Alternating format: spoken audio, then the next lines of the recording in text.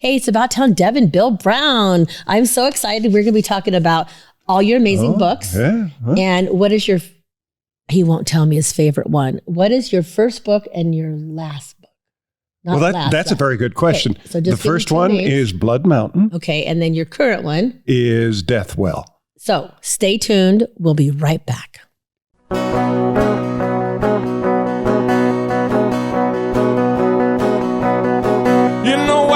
In Nevada near the silver mines, there's a kind-hearted woman. She's looking so fine, always taking care of her community, bringing folks together is her cup of tea. She's out on the road and all over the web with a big smiling heart. It's About Town Deb. And welcome to City Talk. I am About Town Deb, Debbie McCarthy, your host. And today I have a very special guest, Aww. Bill Brown. He is the most incredible award-winning retired anchorman, and he, is currently in Reno, Nevada. Mm-hmm. But the best part is that he is an amazing husband, amazing dad, community member, and now he's a famous author. Oh. And all of his books, there's a whole bunch here, and we're going to be hearing about him, and we're going to be hearing about the how he comes up with his ideas and what is it like to go from an anchorman to a author. And you just did it, boom. And these books, he's like writing them like day after day, like I don't know, it's about a week, 2 weeks, a book is done. I don't know, maybe a month, I don't know. But Bill, seriously, yeah. I mean, come on, this is, how many years has this been from this many? Just about 3. Okay, see, I'm pretty close then. How many books? So you divide that up. But first, they're not all here, actually. I know. So there's more. Yeah. So don't know how you do it. They're 12, and I'm in the middle of the 13th. And it was the interesting story behind it began with a book called Blood Mountain, which is in this stack someplace, and we'll talk about that. But I wrote the manuscript 40 years ago, and I put it away. Oh, okay, don't go. I have a quote that goes with that. Okay, I'm going to find it. I have to, guys. We always keep everything kind of real here because, okay, if a nation loses its storytellers, it loses its childhood. Yeah. And you are a storyteller, but that really wasn't the one I wanted, but I will find the one because it's exactly about that. But before we get too deep into these amazing books and this amazing author and my friend, we want to thank Kim Surratt, Law Practice. I'm sure you met Kim. Yeah. Family Matters, Family Law, and she really is so good about creating families because not everybody can have a family the normal way. Right. Sometimes you need adoptions, you need surrogacy. Yes. She is that attorney, and she loves her job, and her staff does more than just they do divorces and they do trusts and all that, but Kim's specialty is creating families. So I really want to thank her for that. And you don't often find that. People are always down on attorneys, but occasionally you're never happy with them until you need them. And then you need them. Yeah, but it's always nice to see an attorney that says, I'm going to make changes in people's lives. And she also does a lot of lobbying for the good for adoption rights. All right, there we go. So she is not the typical, no, there's lots of amazing attorneys, but Kim is a part of our community, and she's been a part of my journey since day one. And of course, Basin Cellars, we always want to thank them because who doesn't love a good glass of wine? And we love the El Dorado wine region. And of course, we want to thank Musicians Rehearsal Center, Christian, because we are right here in Sparks, not very far from Reno. Is it like a spark away? How do they say it? Is it like we're a spark away from Reno? Actually, what's the saying? What we used to say was Reno's so close to hell you can see sparks. But I was close. I couldn't remember. I always get things wrong. So anyway, now that we've done our thank yous, now we can dig a little bit deeper. But before we dig deeper, I just want you to tell us a little bit more about your journey. We have about 3 minutes. So how you started as a news anchor first. Well, that was interesting. It was actually the path of least resistance at the university. I was going into theater and then didn't like what I was seeing. And so I fished around for a number of degrees, and there was journalism. And I'd always been with the high school newspaper, the yearbook, and I thought, well, why not? And I never, even though my early stories were published in print in local paper, I decided to look for broadcast. But first I had to take a break from all of that and go to work on Capitol Hill. Ooh, that's so exciting. Yeah, for Congressman Jim Santini. And I spent a lot of time in the White House and working for the congressman, and headed up his Commerce Committee affairs and also some of his PR, and came home. Is there like a little story, like a favorite story you've had up on the Hill? Oh, which one? I mean, we're talking about the Hill, the White House. I mean, is there one that you're allowed to tell that isn't too crazy? Yeah, there actually is. Okay. Congressman Santini would have what he called a game feed as a fundraiser. Okay. What's a game feed? A game feed. We're getting to that. Okay. So anyway, he would have frozen game that was delivered. Game. Game. I thought you said game. G-A. Okay, go ahead. So one time they delivered a frozen hindquarter of buffalo to the wrong address. It went into the basement of the White House. And it was wrapped in a burlap bag. Now, I don't know. It's a little strange. Well, yeah. Whoever signed for that. Yeah. But anyway, if you've seen it, it's got a little knob on top, and then it broadens out to what look like shoulders, and then it narrows down. And it's all in burlap, like you've got a frozen body in it. Yeah, for sure.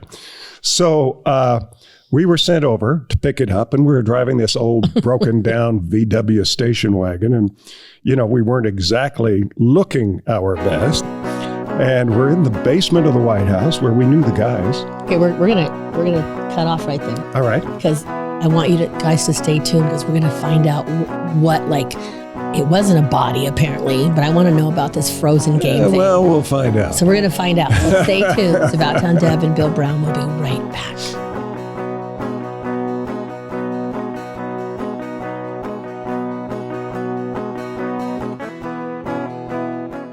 Now more than ever, family matters, and Surratt Law Practice has your family in mind. Kimberly Surratt and her team have been helping maintain healthy families through their holistic approach to adoption and surrogacy, child custody, estate planning, and more for over 13 years. Your family law concerns are in caring hands with Surratt Law. Schedule your private consultation with a compassionate Surratt Law Practice team member today by calling 775-636-8200 or visiting lawyersforfamilies.com. Surratt Law, where family matters.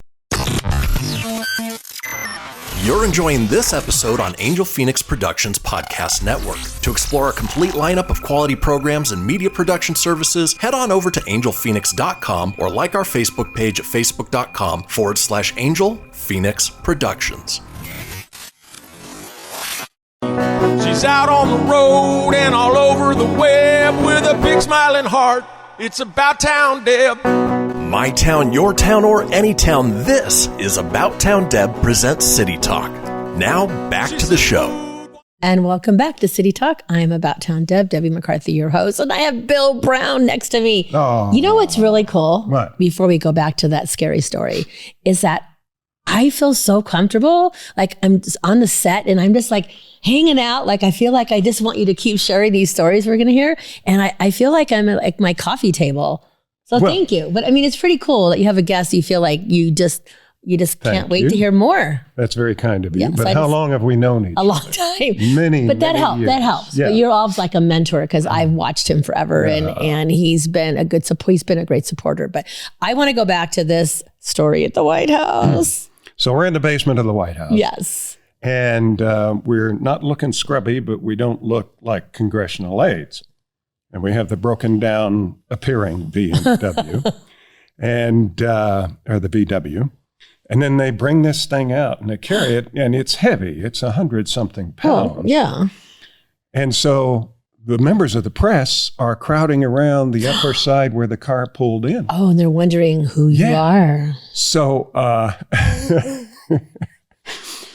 so we can't fit it into the VW. So they set up two buckets. No. Oh, no. And they put it on that. Did it look like a person sitting on a bucket? Well, hanging between the two. And my partner, who also did PR for the congressman, gets up and jumps on the top of it and breaks it in half. There's a loud crack. And so... Why did they shoot? Oh, to fold it? To fold it, to get it into the vehicle. So then we're about ready to load it, and the press is going nuts. Like, what are they doing? Yeah, exactly. And a big White House police officer comes up and says, wait a minute. Do you like Sam Donaldson? What? And I said, no, I don't. I think he's too pushy. I think he's this. I think he's that. And he goes, he said, just hold on a little bit. And he turns around and yells up to the reporters, hey, Sam, what do we got here? A body or something else? And we throw it into the VW, go out the other side, and we're away. And we found out later that the news services were trying to find out about a frozen body in the White House, and it turned out to be a frozen hindquarter of buffalo. Never aired. Oh, my gosh. Crazy. I love it. That's a cool story. I used to ride in the elevator with Tip O'Neill and Barbara Jordan every day. What? I mean, so how old were you at that time? Oh, I was early 20s. So what was it like? Like, were you feeling like just so excited and I was in awe. In awe? Absolute awe. And I'd ride with the speaker every day. And I'd say, well, Mr. Speaker, how'd it go today? Oh. And he would say, well, Bill. And he had that big bulbous drinker's nose, you know. And he'd say, well, we won some and we lost some, but we'll be back tomorrow. That stuck with me forever because that is the science and the art of politics. You're not always going to win. You're going to win some. I'm going to win some. The country's going to be better for it. And that's what, and Barbara Jordan said the same thing. She was, do you remember her? She was the first black congresswoman from Texas. And she had a great accent. It was like, wow, Bill, how are you today? How'd you do up there? We did pretty good, but we'll be back. So they all felt that way. Every day is a new day. You keep coming back to make a difference. And they actually did do give and take as opposed to now. So awesome. Those are your stories. I like that. That's good. We'll have time for another story or two. Which book do we want to start with? Why don't we start with this one? Yes. This is called Blood Mountain, and I hope you can see that. Yeah, you can. You can. This was the one I wrote 40 years ago, Put Away. Put Away. All right. When I retired, my wife, Teresa, looked at me and said, well, you're kind of bored. And I said, yeah, she's a nurse. So she's working constantly. And she found my old manuscript and she took it out and she went, rewrite it. Just like that. Kind of bossy. Well, but you needed that. Happy wife. Yes. Happy life. Yes. And I got started and the characters changed. The plot basically never did. But it begins, a lot of my stories begin in Nevada. And it begins at the Lovelock Cave. Are you familiar with that? I know where Lovelock is, but I don't know about the cave. All right. There's a cave outside of Lovelock where used to be mined for bat guano back around the early 1900s. For who? For bat guano. What's bat guano? Bat poop. Oh. So that was used in fertilizer and things like that. I did not know that. But long before then, 1,000 years ago, the cave, and this part is true, was home to a race of giants. They were all averaging over 8 feet, which 1,000 years ago was extraordinary because the average height was about 5 feet or less. So now Indian mythology takes over here. And the giants were red-haired, and they actually have the hair. This is real. You're not trying to pull a wool over. They have the large bones. They have the red hair. According to mythology, these giants were cannibals, and they would prey on the Indians. So one day the Indians had enough, and they united all the tribes in the region, and they trapped them in that cave, set a fire to asphyxiate them. Oh. What if they didn't get them all? Okay. what if one or two got away? So that's 1,000 years ago, and Blood Mountain begins at a fictional town in the South Lake Tahoe region, and one of them's back, and he's hungry. Uh-oh. So it takes off and it goes from there. And it's a lot of fun. I had a reader the other day who went through it for the first time, and she wrote back and said, and I'll do one of these, okay? She wrote back and said, "You're a wonderful author. As a matter of fact, you're better than Stephen King. Oh. I can't wait to buy my next one." And so that's what I do. I love to write. I don't market very well because I'm too busy writing. I know. I get that. I'm too busy being about town to market my own self as well. So I totally understand that. I'm helping everybody else. But so the name of it, Blood Mountain. Blood Mountain. Is that because of the area in Lovelock, or what? How did you come up? It's because of the ensuing violence that happens up inside. at South Lake Tahoe, and they can't stop it, and a special forces team comes in, and it's called the Special Forces Intervention Team. And this all relates to Indian mythology and belief, and the members of the team that come in are largely Native Americans. And so they're all Green Beret. One has a law degree, a Juris Doctor. The others, have like medical degrees, but they're all people you wouldn't want to mess with. And they're headed up by a character that I molded after Robert Shaw in Jaws, feisty. And of course, he's not Native American, but he runs a very stiff team. And they enlist a local deputy sheriff to help them out because they need the support of the locals. So they show up in 3 more books, kind of a series of the team working together. They're all kind of scary. Pardon me. It's okay. Getting over COVID, I'm negative, but the after effects are all right here. There. Plus, it's a little nippy in here. So. Well, yeah. But so they were very popular, and readers would say, please send them back. And we did in 2 more novels. And so which were the next 2 where you kept the characters going and returning? The third one was called The Beasts, and I don't have that here. But it concerned Chicago, of all places. Okay. And some Native American tribes there are being driven off their last land by greedy corporate developers. And something happens, and the greedy corporate developers are now being hunted by what we don't know. And it gets so bad that the governor calls the White House, and our team comes in to find out what it is. Okay? And then the third one is called It Waits. And this takes place entirely on the Great Navajo Nation. Oh. And it involves a skinwalker. Skinwalker. Right. I think I need to be out more. What is a skinwalker? I'm kind of sheltered. It involves a Hateli, which is an Indian medicine woman, and she is sick of seeing how her tribe is being treated by money-grabbing Indians as well as developers who want to mine sacred lands. So she plays around with something she shouldn't play around with to raise a skinwalker. And a skinwalker is a demonic presence in Indian belief, and where they go, you do not want to follow, and you don't want to be in front of them. So is it like a spirit?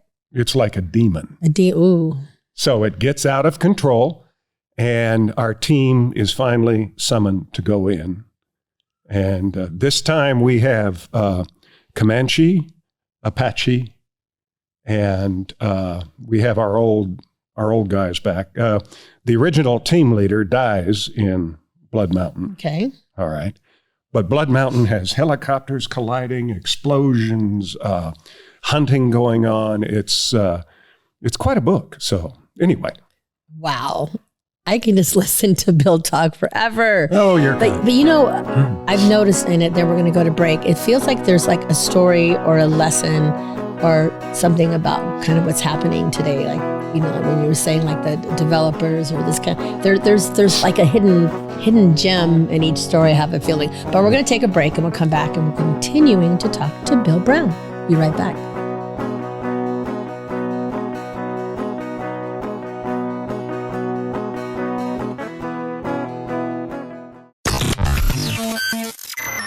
You're enjoying this episode on Angel Phoenix Productions Podcast Network. To explore a complete lineup of quality programs and media production services, head on over to angelphoenix.com or like our Facebook page at facebook.com/Angel Phoenix Productions. You know that's what she said. Come on, let's have some fun with About Town Deb. My town, your town, or any town, this is About Town Deb presents City Talk.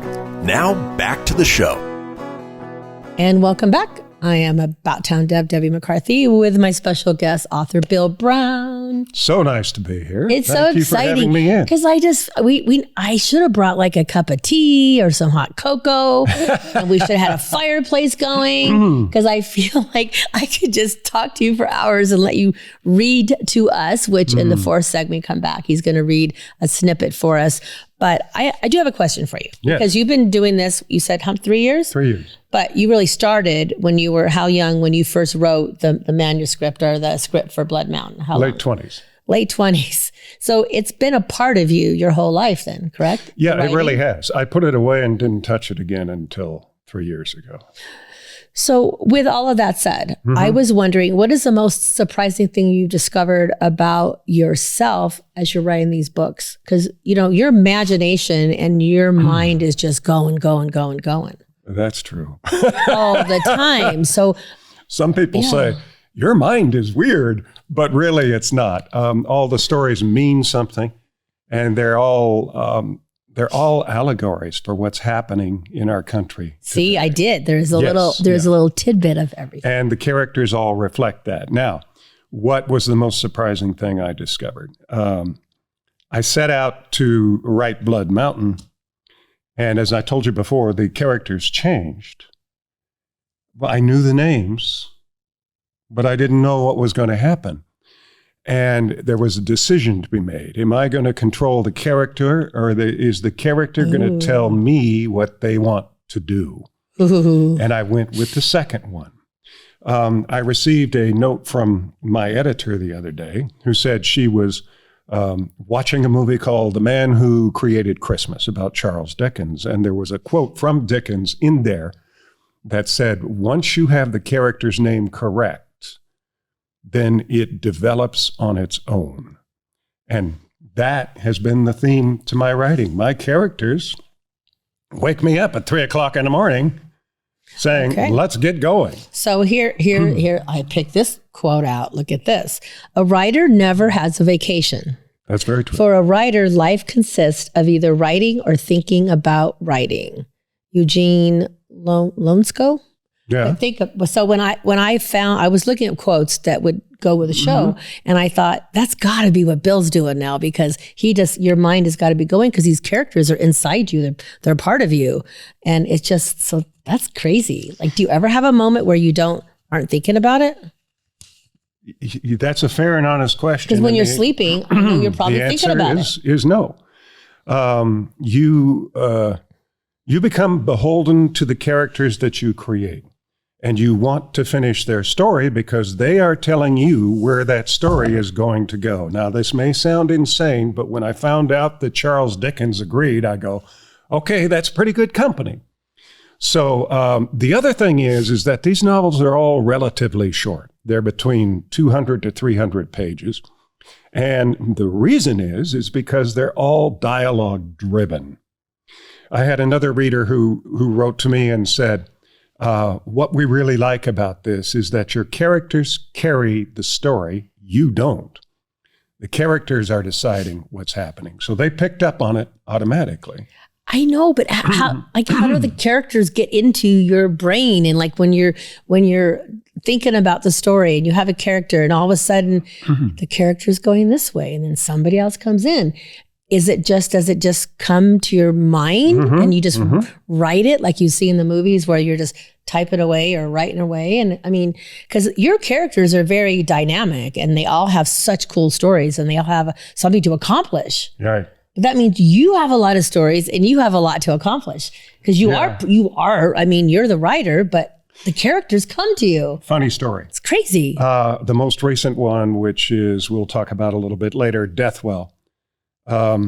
We also, my wife and I have a biotech company, and I have local guys who are in the company, and we have business meetings. And this is going to sound weird, but a lot of business is done on a golf course. We do ours on a pool table. That works. At a local pub. Can we give a shout out to the local pub? Absolutely. It's and I love everybody up there. It's Flowing Tide up in the northwest. Hello. That's like, they've been there forever. Yeah. I go to Flowing Tide. Yeah, for sure. Okay. So there was a server there who caught my attention, and the way she handled herself, what she did, and she had an array of tattoos that were covering the left side of her body, and I thought, she would make an interesting character. So I went up and I asked her, do you mind if I put you in a book? Of course, she said, yes, I hope. She did she said, yes. Put me in the book. Yeah, and I asked for the spelling of her first name, and it was Kira, Kira, and she becomes another great force for good in Deathwell. Wow. And so every week we were there, we'd discuss a little bit about, I was writing this, and she said, well, what's my character? And I said, well, you have dual degrees. You have a psychology degree, and you have a degree in parapsychology. You mean in real life? Hers. No, Yeah. no, in the book. I'm there. In the book. The way you talk, it's like you're so excited. Well, here's the freaky part. Does she really? I said, what's your degree in? And she goes, psychology. Wow. And I said, do you have any interest in parapsychology? And she said, yes, I do. Oh, my goodness. And I'd already written her into the book. I think you've got some special powers. I'm getting a little nervous sitting here like, oh. It's pretty cool. That's pretty darn cool. Yeah. Oh, and the other thing is that people who read these, one of my business partners was reading The Alien, which was my second book, also begins in Nevada. And this is about 1957, according to Project Blue Book, which is official. A UFO entered American airspace over a night in New York and was tracked all the way. They couldn't catch it. And so they sent jets up from Stead and Nellis. And when Arstead in Nevada. Arstead and Nellis. By Reno. Okay. And it appeared to blow up over central Nevada. Now, the question is, what if it didn't? And what if the guy on board has been waiting and he's not very nice? Ooh. And what if another alien comes down to track him, but that alien is not convinced yet that Earth is worth saving? He's down here to get him, but if we can save the Earth, well, until he meets a guy who's a loner, down on his luck, was trying to commit suicide, couldn't even make the gun work. And he starts showing him around and what it's like to be a human. And he decides, well, maybe there's something here. And the end of this book, for most people, is one that makes them cry, but tears for joy. Those are the best tears. Yeah. Oh, I like that one. And then this other quote was, anyone who's going to be a writer knows enough at 15 to write several novels. So you were quite 15, but no. you still were a young man when you wrote the manuscript or the first script. Yeah, the interesting story behind that is I had seen Jaws for the third time. I only saw it once. It was enough for me, just so you know. And I decided, well, if this movie can make people afraid to go in the water, why don't I write something that will make them afraid to go in the forest and make them afraid to camp? And that's how that got started. So, well, now I'm not going to want to go camping. Come on now. I mean, I'm already don't like the bugs and the mosquitoes, but now I'm going to be worried about these creatures coming out of the woods. Well, we will call the Special Forces Intervention and they team will save me before I go in. Right. Yes. So let's continue on. Mm-hmm. So what makes you continue on? I mean, like what, I know they're the ideas, but if like you're listening out there and you thought you've always wanted to write a book or you want to write something and you get started and then you stop and then you get started. How do you get past that hump to get it done, number one, and to keep it going and not stopping after the first one? Well, this goes back to the characters. It's during the process of writing the book, you write yourself into a corner. And then you go back and you sit down and you go, what the heck am I going to do now? And in the back of your mind, one of your primary characters says, come on, boss, can we get going? Here's what we should do. Wow. And it really does work. And what keeps me going is just the feeling of being creative and having people write back to me and tell me that they love the work and they can't wait for the next one. And that really makes you feel good. No, I keep agree. going. I write somewhere between 2 and 4 hours a day, mostly between 3 and 4. And it's a wonderful life. I'm just like overwhelmed to think that, I mean, when you first started, there was one book and now they're not even all here. And we're sitting here and like, wow, you have surpassed probably what you even thought you were going to do. And I know you're not done because there's always characters that you find like at Flowing Tide. And when we come back, so when we do come back, we're going to come in with you reading a little part of a book for us. And then we're going to talk about it. Okay. So stay tuned. It's About Town Deb and Bill Brown. Be right back.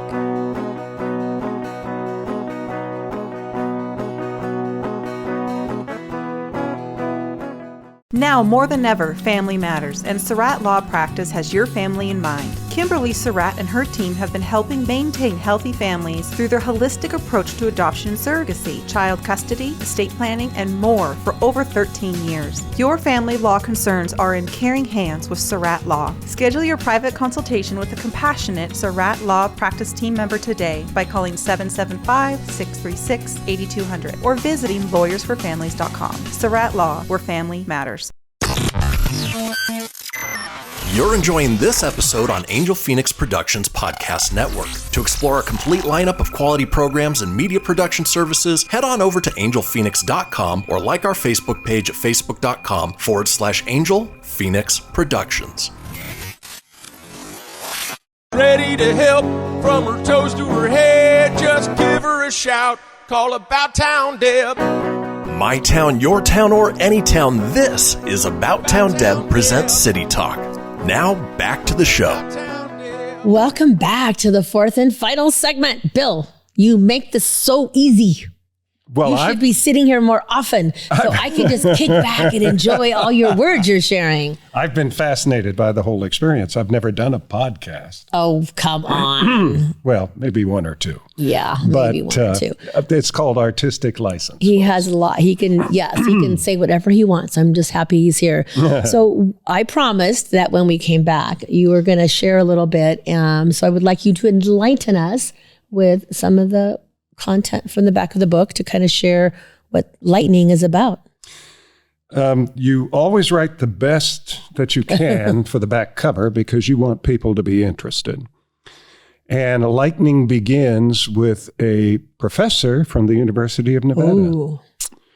And it goes like this. It's Professor Jackson Parker was hit by lightning twice in less than a minute. He should have been dead. Instead, he emerged with great powers of insight and the growing revelation that this was no accident. Now he can see things that no other human can, and the visions terrify him. He slowly begins to understand a great evil is trying to enter the world, and for some reason, he is the one who's supposed to stop it. His journey is one of the most extraordinary experiences in the history of man. And that is the way lightning begins, and it leads into Deathwell, where his character So returns. let's share about that. You've already got me intrigued. Well, Deathwell is the sequel, and it turned out to be much longer than I thought it was going to be, but the characters wouldn't stop talking. So this is Deathwell, and it picks up where Lightning leaves off, and he is looking outside of his home in Verdi one day, and his wife is there, and he sees all these dark shapes standing around the rim of the property. And he thought this was all over with, and then he understands, no, it's not. And then he receives a great visit from someone who's going to help him. And do you know who that is? No, I want to know though. It is Michael the Archangel. Oh. And Michael has been sent down with a specific message. It's up to you now, and you will have some help. I can't tell you who yet, but you will have it. And if the Creator is thinking about just wiping the slate clean and starting over again, he said, he's giving the earth one more chance, mankind one more chance, and you are taking the lead. I'll be along with you. Ooh. But if at any time I leave and you can't find me, I will be back and the end will begin. Oh. So that's what this is. That's a big responsibility for it is. this gentleman to have. It certainly is. And both these books feature time in the White House. The presidents are cooperative. They're staying, he and his wife are staying in the Lincoln bedroom. And guess who wakes him up? Abraham Lincoln. Oh. Because he's walking to his desk that was there when before it was a bedroom. And they have a little conversation about what makes a hero and what your responsibilities are and what he went through in the Civil War. So what do you think makes a hero? What I think makes a hero is anybody who rises to the occasion and fights for good. And that's it. All of my books are about good versus evil. And I'm happy to say that so far, good is winning. The new one called The Ship is about a ship that is in the Sargasso Sea. Are you familiar with that? I told you I don't get out much. So in Bermuda, they're picking up these signals, SOS, distress signals from a ship, but it's coming in via Morse code instead of radio. And they're trying to figure out what it is, so they call the U.S. Coast Guard. The U.S. Coast Guard goes out there and finds the rusting hulk of a World War I British destroyer that is sending out these messages. Later on, SEALs go on board, and they find these dark shapes that are going about their daily routines on this old ship, and they're trying to figure out what's going on. Well, the thing is, it's in what's called a gyre. And a gyre is where major currents all converge and they spin. Like a black hole kind of thing? Right. But ships go into these sometimes and don't come out. So if climate change is reversing how everything works, and the gyres suddenly slow and the winds that drive the currents slow, guess what pops up? The past. Yeah. Whoa. So I'm 100 pages in on that. I'm halfway through. I feel like I'm at the movie theater. Seriously. But I am just so in awe of that your mind has these stories. But I love the fact that you bring history and you bring what's happening now. And you always bring a part of your own community, which is really cool. Well, that's when you do that. It's very nice of you. The story behind The Ship is how it got started is really interesting. I had finished Deathwell, and I walked into the bedroom one night, and Teresa was there doing her research and things, and I said, the author who doesn't have a story to write is like a rudderless ship on a dark sea. And she said, well, what's your next story? And I said, we just got it. And that's where The Ship comes from. So have you ever written stories that are more about like families, how they got connected, or adoption, or that kind of stuff? No, I haven't done that yet. What I do, though, for my readers is every Christmas I write a Christmas story. And if they want it, I send it out to them on PDF. And they all begin a little darkly, and then they end in the wonder of Christmas. You know, and the one I'm sending out this year, and let me know if you want one. Of course. Is called The Old Man in the Park. Oh. And he looks lonely, he's forlorn, and a guy is about to walk into the surf to commit suicide because he thinks his wife has left him. He's wealthy, but he has nothing left because he loves her so much. And the old man says, "It's not worth it, son. Not worth it. Come on over here, sit down, let's talk." And the guy's obviously homeless. Okay. Well, as the story progresses, he convinces him to not do that. And then he said, "Would you mind running me up to the shelter? I need some rest." So he does that. He drops him off. And as he's driving away, he looks in his rearview mirror, and the man's not there. He just vanished. Okay. And so other people around the shelter have seen him. And it turns out, well, you know what the old man in the park is. Mm-hmm. He's an angel. He's an angel, yeah. Right? Yeah. So, and the story works its way through a series of what should be minor miracles. And even the man and his wife find out that they just weren't thinking right about each other, but it's Christmas.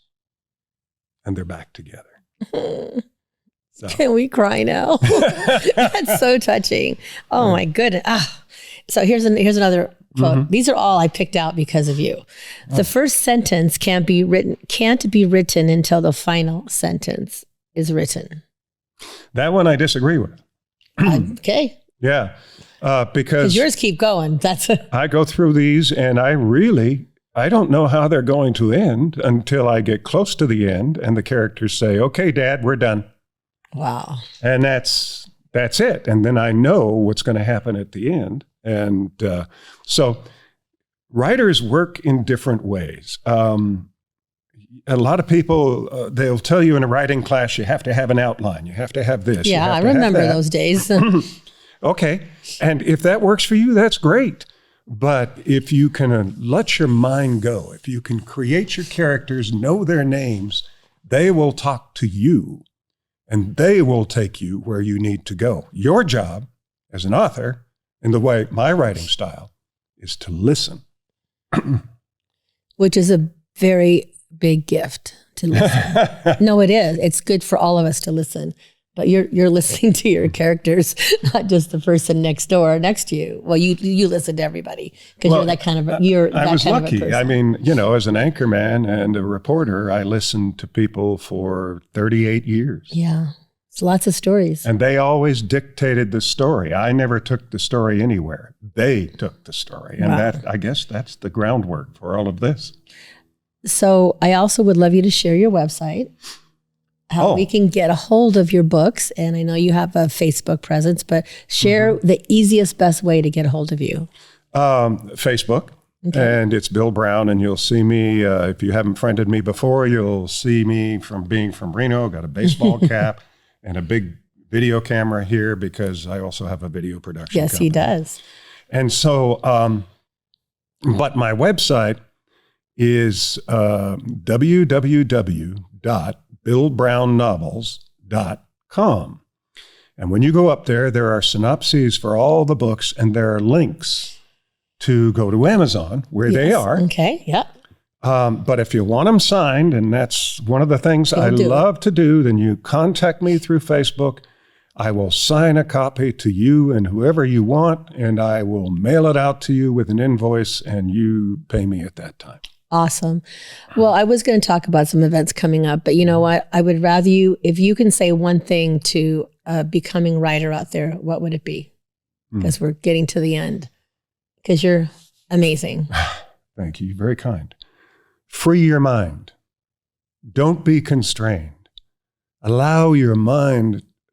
Your mind is a wonderful, wonderful gift, and we seek to control too much of it. Let it go. Let creativity surge through you. Everybody can be a writer. If I can do it, you can do it. But free your mind. I love that. Thank you. I'm going to try to free my mind. I have a story in there. I just need somebody to write it. But I also want to give a shout out to Grandma B and Aunt Glenda and Pauline and all my family and friends who support me all the time. And I would love you to remember, together we are one heart. And together we can make a difference. And it's About Town Dover City Talk, and Bill Brown will be back next week.